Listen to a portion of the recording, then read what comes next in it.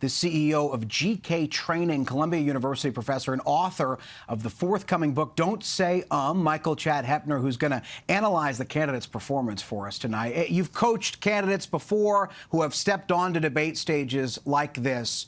The incumbent senator, Tammy Baldwin, she's somewhat trailed potentially in some internal polling. There's a concern from Democrats that she's falling behind or at least losing her lead in some degree.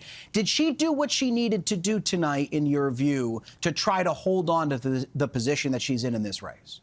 The answer is unequivocally yes, from my point of view, and here's why. My point of view is the point of view of delivery.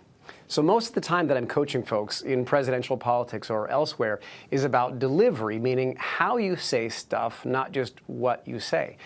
And the goal that she had tonight, in my opinion, was to come in and show that she still had the precision and the forcefulness to continue to fight. When she's at her worst, what you will see is that her eye gaze drifts down quite a lot, and she has a lot more filler that creeps into her various answers. Tonight you saw none of that. If anything, she was 3, 4, maybe even 5x as precise as Hovde was tonight, which is not at all what we've seen in the footage over the last few weeks. Well, firstly, I don't want you to watch any tape of me in the future. But also, secondly, when it comes to Eric Hovde, so often in these debates, we know that candidates try to manufacture a moment. And there was this moment where Eric Hovde looked like he was trying to pull out his utility bill to demonstrate to voters that he lives in that state and try to accuse the senator of essentially not spending enough time in the state that she represents. What did you make of that and any other moments in this debate tonight? Yeah, candidly, I think he looked a little rattled tonight. And I don't mean that to pick on him, but rather to compare to the footage that he's put forth in a lot of other situations in which you'll see he's incredibly precise with his word choice. He has very few non-fluencies. A non-fluency is a stumble or a mistake, something like that. But even in this moment that they clearly rehearsed, I mean, he had the bill in his jacket pocket, so they had planned this. Even in that moment, which I can tell you from working behind the scenes, they rehearsed and rehearsed and rehearsed some more. Even in that moment, he got stuck on a couple words and fumbled the line. So I think some of those things may have been missteps for him tonight. Very quickly, if you're a viewer and you're watching these two spar with the sound off, as we know so many people do, although we encourage you not to, what would you take away from this debate? The biggest thing is Tammy Baldwin's eye contact.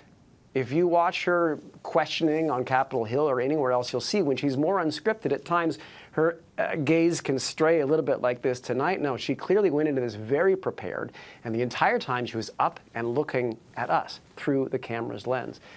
Hovde, on the other hand, had to bounce around over and over, wasn't quite sure where to look. A couple of times even missed whether the question was intended for him or not. Tammy Baldwin, the entire time, was with us, demonstrating that she can stay focused on the people she's fighting for, i.e. the viewers.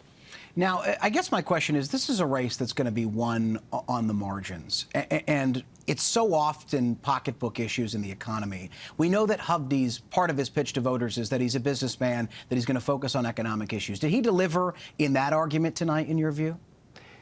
It's hard to say, because if you look at the policy positions, it was all over the map a little bit in terms of the different messaging he said before. Again, I think both candidates substantively did a decent job.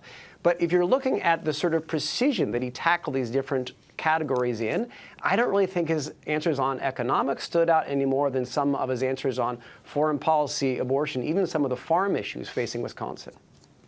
Michael Chad Hoeppner, thank you so much for joining us tonight on this Friday night, breaking down that debate.